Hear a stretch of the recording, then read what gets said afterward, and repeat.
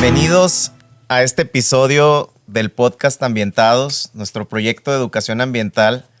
Y en esta ocasión estamos muy contentos porque tenemos a dos invitados muy especiales que en la Secretaría de Medio Ambiente queremos mucho por toda la labor que hacen en materia de educación ambiental. Por un lado tenemos al doctor Marco Tagle, profesor investigador de la Facultad de Ciencias Forestales, y a Azucena Estrada, quien está como promotora de desarrollo forestal de la Comisión Nacional Forestal. Marco, Azucena, bienvenidos. Muchas ¿Quién es gracias. Marco? Bien, muchas gracias por la invitación. Marco Aurelio González Tagle, profesor investigador de la Facultad de Ciencias Forestales. Tengo una ingeniería en Ciencias Forestales, maestría en Ciencias Forestales y un doctorado en Ciencias con especialidad en Ciencias Forestales y en incendios forestales. Excelente, pues digamos que llegamos a la persona indicada para hablar de este tema. El capítulo de hoy es prevención de incendios forestales con el tema de temporada de incendios. Azucena, ¿quién es Hola, ¿qué Azucena? Muchísimas gracias, Iram, por la invitación. Gracias aquí por estar también con el doctor Marco.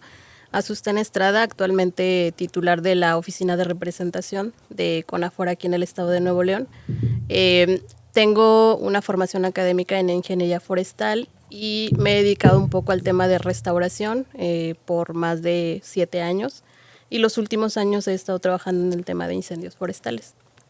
Muy bien, Azucena, aprovechando, el título de este capítulo es Temporada de Incendios, ¿cómo prevenirlos? Para dar un contexto, habrá que definir qué entendemos por prevención. Normalmente nosotros día con día, como personas, tomamos acciones diarias, tomamos decisiones que nos permiten salvaguardar nuestra integridad física y en función de eso, por ejemplo, para llegar a este punto que estamos, dicho sea de paso, en el Bosque Escuela, un sitio icónico de la Universidad Autónoma de Nuevo León, en donde se desarrollan actividades de educación ambiental muy importantes. Para llegar a este punto, pues obviamente condujimos hasta acá, utilizamos un cinturón de seguridad, no con la idea de que íbamos a chocar, sino como un tema de prevención a cualquier eventualidad. ¿Qué podemos entender por un tema de prevención a incendios forestales? Bueno, pues son todas aquellas actividades que vamos a estar realizando tanto las personas que se dedican al tema del combate de incendios como la población en general para poder reducir el riesgo de la presencia de un incendio forestal. Ok, entonces este conjunto. Una vez que nos ha dicho esto Azucena, ¿qué podemos entender? ¿Qué características debe de tener un fuego, por así llamarlo, para determinarlo incendio forestal, doctor? Muy bien, para poder determinarlo o clasificarlo como un incendio forestal, debería ser un fuego que no está bajo control. Esa es la principal característica, que no está bajo control y que efectivamente se está expandiendo o extendiendo en un área que está dedicada a las cuestiones forestales. Entonces esa es la primera indicación para nosotros poder clasificarlo como un incendio forestal, que esté sin control y que esté en un área que está catalogado como área forestal. Muy bien. Bueno, entonces teniendo estas dos, digamos, características o estos dos conceptos claros sobre lo que es prevención y cómo poder determinar qué es un incendio forestal, Azucena, el título de este podcast es Temporada de Incendios. Así como hay una temporada de cacería y hay una temporada de verano y hay una temporada de spring break vacacional, ¿por qué se le llama temporada de incendios y cómo funcionaría un calendario, digamos, de este tipo, si pudiéramos llamarlo así? Sí, Iram, fíjate que en el año tenemos 2 temporadas, la temporada crítica de incendios forestales y la temporada no crítica. La temporada crítica tiene que ver con aquellos factores meteorológicos que dan pie a que podamos tener la presencia de un incendio. Por ejemplo, las altas temperaturas, la falta de precipitación, baja humedad relativa y En México se clasifica, o en el estado de Nuevo León principalmente, la temporada de incendios abarca oficialmente de marzo a agosto aproximadamente. Sin embargo, también puede haber algunas acciones antropogénicas que puedan hacer que la temporada pueda iniciar antes de ese periodo y que también se pueda postergar después de ese periodo. Ok, entonces digamos que aquí entra el elemento humano, el factor antrópico, porque evidentemente hoy es una mañana muy agradable, llovió bastante en el estado y en términos ambientales hay poca probabilidad de que pudiera haber un incidente, pero aquí es donde entramos a la parte social, Marco. Estamos por empezar la temporada de verano, que es una temporada que se espera sea no muy adecuada para nuestras condiciones de desarrollo de actividades, digamos, adecuadas. Y además pues viene vacaciones y demás. ¿Cómo juega este rol del factor social dentro de esta temporada? Sí, efectivamente se conjugan varias actividades o varias, digamos, predisposiciones para que esta época de verano, la época de vacacionistas, visiten más estas áreas turísticas en el estado de Nuevo León. Vamos a centrarnos en el estado de Nuevo León, o las áreas naturales.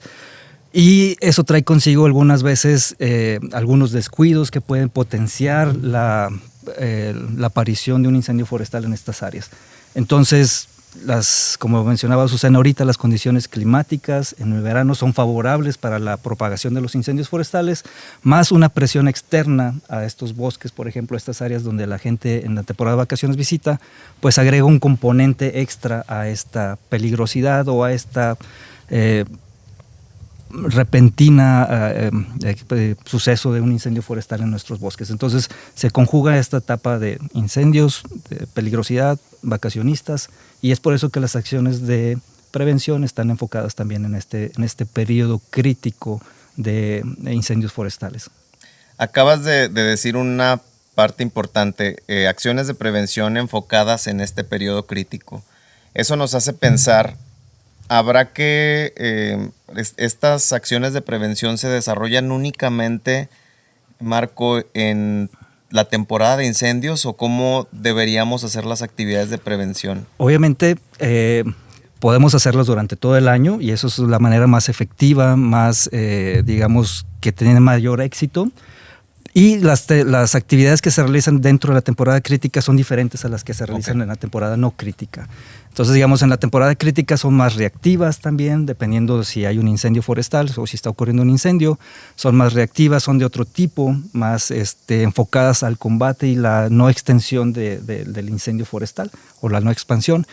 La temporada no crítica son otras actividades donde ya empezamos a socializar con la sociedad, las actividades que ellos pueden realizar para poder ayudar a la no proliferación de los incendios forestales en las áreas de nuestro estado. Entonces, digamos, podemos definir las dos diferentes fechas. Pero digamos transversal durante todo el año es importante hacer prevención. Exacto. Muy bien. Azucena, hemos escuchado en redes sociales, en medios de comunicación masiva, que instituciones importantes como la Comisión Nacional Forestal o la Comisión Nacional de Áreas Naturales Protegidas hablan de el manejo del fuego y de actividades como las quemas prescritas.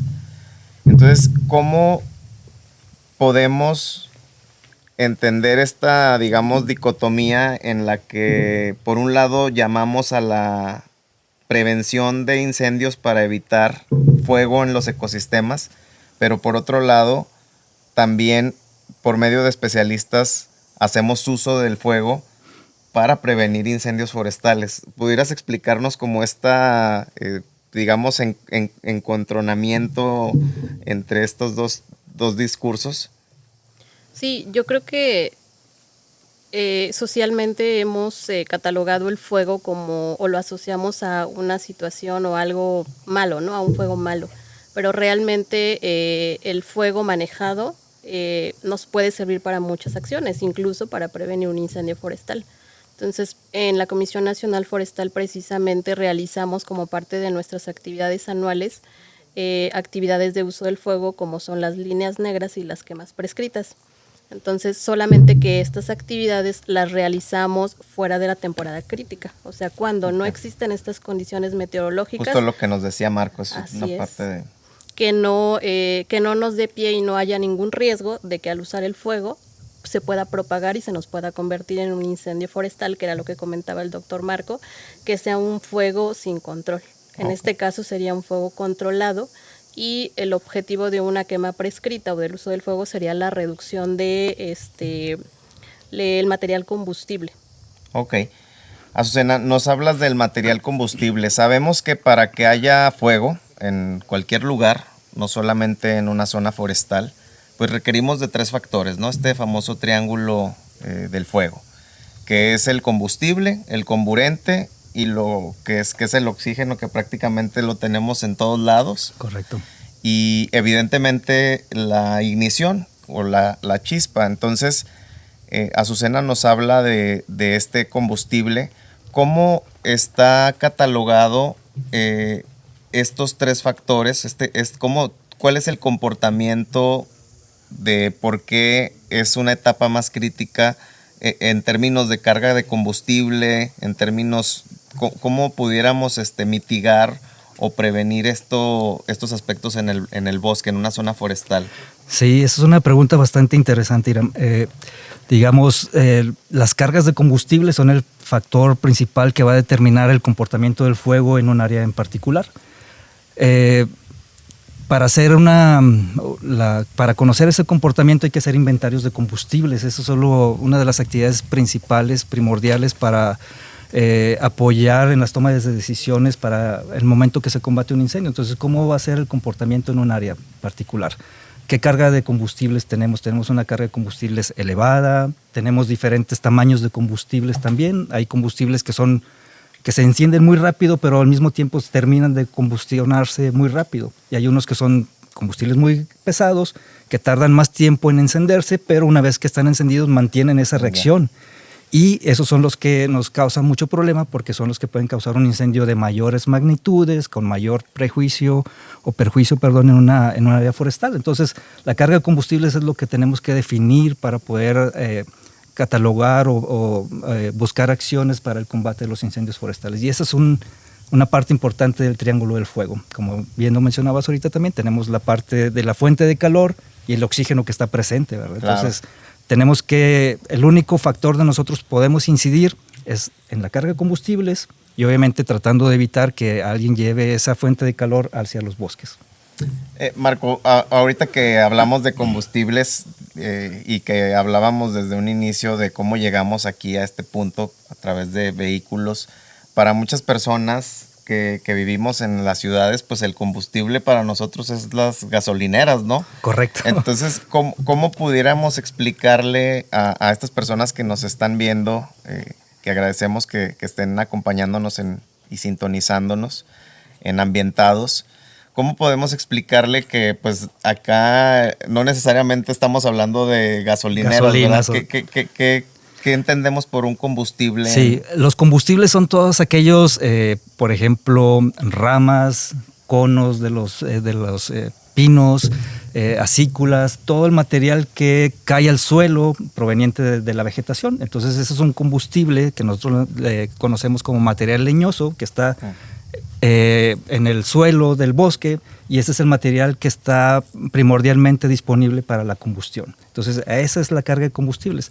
La forma en cómo está distribuido en el sitio, eso nos va a dar pie a saber cómo se comporta el incendio en un área en particular, al igual que la topografía, y así es como catalogamos la peligrosidad de los incendios basados en la carga de combustibles. ¿Qué tipo de combustibles tenemos? Tenemos combustibles finos, que son muy pequeñitos, y combustibles que vienen de ramas muy gruesas de los árboles, que se han caído, que se han podado, que han quedado en el suelo, y esos son los que dan mayor calor, mayor energía una vez que se prenden. Entonces, a eso nos referimos con material combustible. Es el material leñoso que cae en el suelo, que ya dejó de tener una función, una rama que se cae y está disponible para poder combustionarse. Exacto. Bueno, una vez que entendemos que acá en las zonas forestales no necesariamente el combustible se refiere a las gasolineras en las que cargamos en la ciudad, Azucena, el rol de la educación ambiental en la prevención de incendios.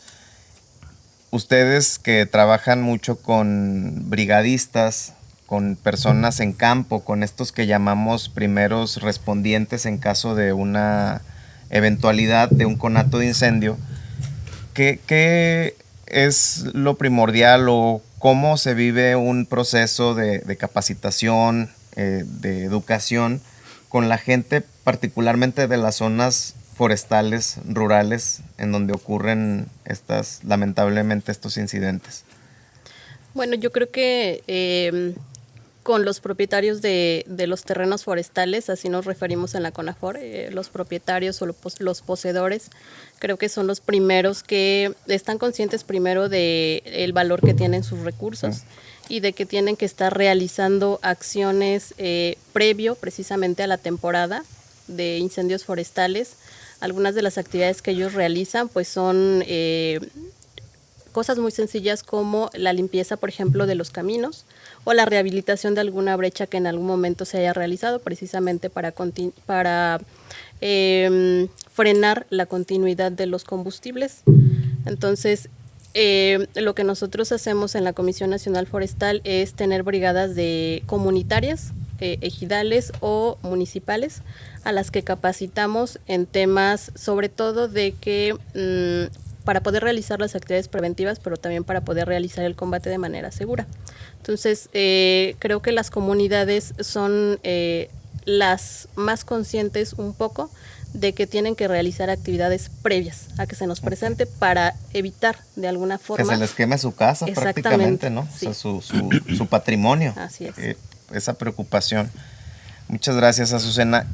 Pasando a la ciudad, Marco, tenemos esta percepción, recuerdo el caso del 2021, ¿no? Este incendio catastrófico que costó cientos de millones de pesos en términos al erario público, pero además, y más importante, 32,000 hectáreas se habla, según los censos, de pues zonas afectadas. Recuerdo que en ese momento, en ese incendio que venía desde La Pinalosa en Coahuila hacia Las Boquillas en la Sierra de Santiago, incluso de la severidad que estaba teniendo este incendio, prácticamente las cenizas llegaban a la zona sur del área metropolitana. Correcto. Y la gente, hablando más de la ciudad, pues tenía una disposición a querer participar y iban y trataban de entrar a las comunidades, a la sierra, y había pues autoridades que no les permitían el acceso por ciertos protocolos. Correcto.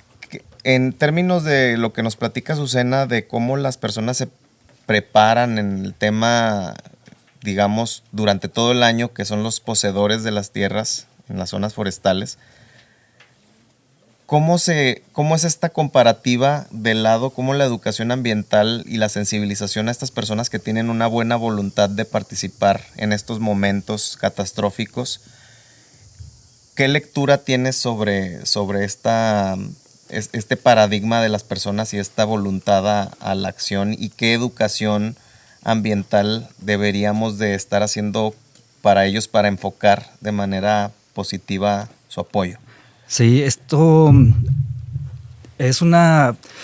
habla de la conciencia que tienen las personas por el cuidado de los recursos naturales y en este caso de nuestros bosques. Y por eso rápidamente quieren demostrar su forma de ayudar y de participar. Y eso está muy bien, esa voluntad está perfecta y qué bueno que lo demuestran porque se ve que tienen una, digamos, preocupación muy real de nuestros bosques. Sin embargo,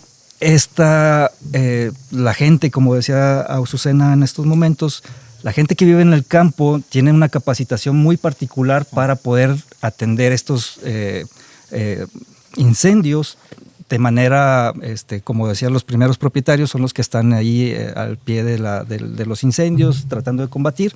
Entonces llevan una preparación muy diferente, digamos, de la parte física y del comportamiento del fuego. Y nosotros en las ciudades, pues eso no lo llevamos en nuestro día a día, ¿verdad? Entonces, nuestra contribución, hay que organizarnos muy bien. Tenemos que tener de hecho la CONAFOR tiene una área, o cuando se establecen los sistemas de mando, hay un área que recibe y que asesora a la gente que está por fuera. Entonces ellos lo primero que deberían de hacer es organizarse, por ejemplo en la ciudad, la colecta de víveres, colecta de material que se requiere para poder atacar o combatir los incendios forestales. De hecho la CONAFOR hace comunicados que se requiere palas, se requiere aspersores, se requieren... Y ellos deberían estar atentos a esas vías de comunicación para saber qué es lo que se requiere. Hay lugares en particular donde se recibe y se acopia toda esa disponibilidad de recursos, y ellos son los que se mueven esos recursos, pasando los controles de seguridad hacia las áreas donde se están controlando los incendios forestales. Una de las cuestiones primordiales es que la seguridad de toda persona que entra a las áreas de los incendios forestales es lo principal. Claro. O sea, no podemos llevar a gente que no está capacitada en estas cuestiones de cómo se comporta el fuego, hasta dónde te puedes acercar. Aunque parece que el incendio puede estar un poco retirado, la emisión de calor puede dañarte tu cuerpo. Si no llevas la ropa adecuada, también se te puede pegar la ropa si llevas poliéster, por ejemplo. El humo tan solo también puede ser dañino. El humo también puede dañarte, y tiene muchas consideraciones. Entonces, no es ir a participar, estar al frente. Se puede participar de otras formas, buscando los medios y las vías donde yo puedo llevar toda esta ayuda que colecté en la ciudad y llevarla allá.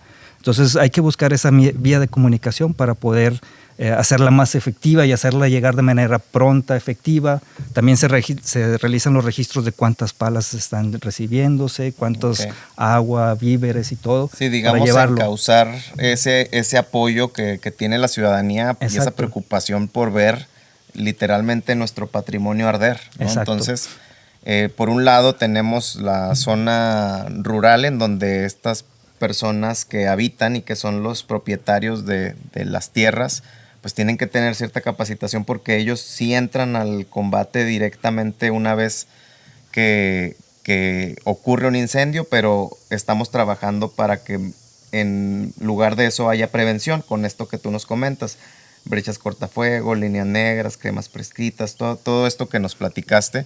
Y por otro lado, pues es importante que las personas en la ciudad nos sensibilicemos ante estas problemáticas, y que en caso de una eventualidad organizarnos para dar asistencia precisamente a la gente que está operando y que está capacitada, porque no nada más es llegar, como dices, Marco, con un pico y una pala y donde apago, porque eso, lejos de apoyar, puede magnificar el problema. Exacto. Porque se privilegia la vida humana. Exacto. ¿No? Entonces, dado este contexto y viendo la relevancia que tiene la educación ambiental para los diferentes públicos y sectores, me gustaría hablar sobre, ya definimos el tema de los incendios forestales. Nos explicaba Marco que tiene que cumplir las características de estar en una zona forestal y que además no tenga control, ¿verdad? Que esté fuera de control.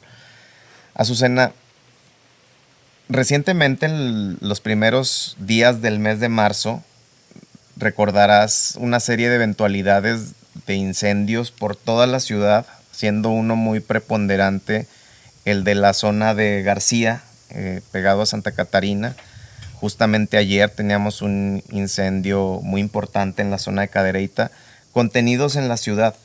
Sin embargo, las ciudades, como el área metropolitana de Monterrey, prácticamente colindan con las montañas y los cerros, que a su vez se extienden en macizos forestales importantes.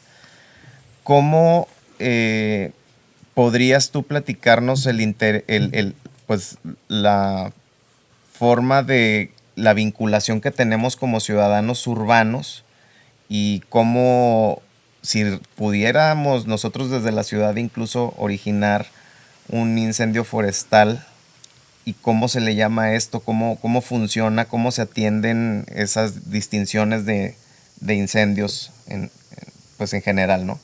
Sí, comentarte que en las ciudades como es el área metropolitana de Monterrey, pues también tenemos zonas urbanas que colindan con las poblaciones, ¿no? Entonces a estas zonas les denominamos zonas de interfaz urbano-forestal. Ok. Y la CONAFOR y otras corporaciones como la Secretaría de Medio Ambiente pues trabajan también en el tema tanto de prevención como de combate en esas zonas. Son zonas en las que debemos estar muy atentos porque además de los recursos naturales, pues tenemos infraestructura y tenemos población civil, ¿no? Entonces, ¿cómo puede apoyar la población? No nada más el personal técnico que tenga capacitación, con acciones muy sencillas, hablando de las causas, por ejemplo, muchas de ellas a nivel nacional se habla de que la principal causa de inicio de un incendio forestal son las actividades antropogénicas, las que realizan las personas. Tenemos un porcentaje aproximado de lo que dice la literatura de cuánto es la causa humana aproximadamente. Sí, más o menos alrededor de un 60-70% es causado por origen antropogénico. Las otras causas son naturales. Anteriormente, históricamente aquí en Nuevo León, la causa principal era las naturales.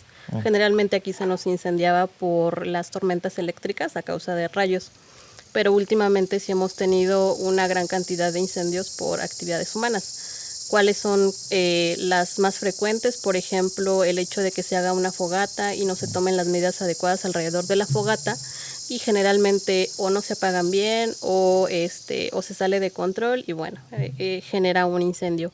Otra es... Que es justo esto que decía Marco, ¿verdad? Ya está la flama, la ignición y ahí está el combustible, falta que el oxígeno juegue a favor y se hace se extiende y se puede hacer un incendio de grandes magnitudes. Así es.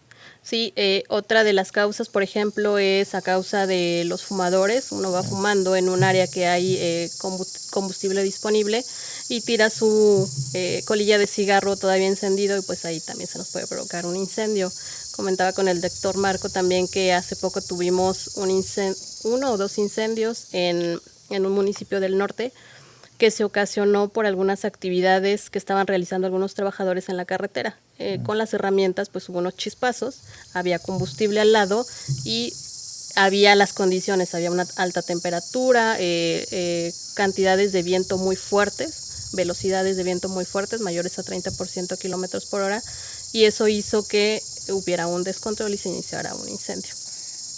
Azucena, en ese sentido, digamos que la mayor proporción de incendios forestales detectados en el caso de Nuevo León y pues en general vienen de origen humano, por lo cual también está en nuestras manos prevenir este gran, digamos, catástrofe, porque se pierden recursos naturales y se pierde patrimonio natural.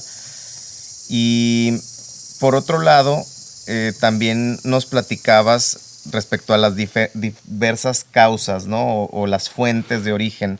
Pueden ser tan diversas. Yo estaba escuchando recientemente también un webinar de la Corporación Nacional Forestal Chilena, que ellos también trabajan mucho este tema, y decían que incluso los cables eléctricos que pasan por las zonas forestales digamos, de alta tensión, que reportaron un incendio en donde unas aves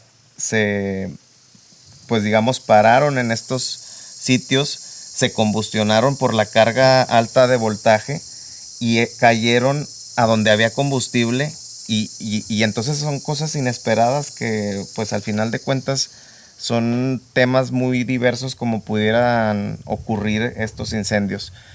Nos comenta Marco este tipo de causas, Azucena, y para ir redondeando esta plática, que estamos en un entorno muy agradable, muy a gusto, y esperemos que así se mantengan nuestros bosques, ¿no? Húmedos, hidratados.